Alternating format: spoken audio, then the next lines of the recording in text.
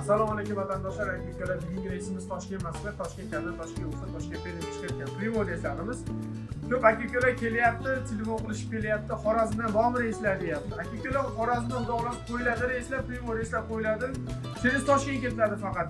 Потому что Xorazm graniçasi yopiqligi uchun через Toshkent ketadi. Reyslarimiz dushanba, seshanba, payshanba, juma kunlari primo reyslar Abu Safiy masjidida olingan bo'lyapti. Har bir insonga 40 kilogacha yuk mumkin aka-ukalar. 4 turistlarni avtobuslarimiz pasager turibdi. Bugungi reysimiz Toshkent Kazan, Toshkent Urfa, Toshkent Perm chiqayotgan primo reyslar. Kimga shunaqa ishonchli bilan kerak bo'lsa, ekranlarga yozib qo'yamiz. Salonda adashinglar, sog' bo'linglar, salomat bo'ling.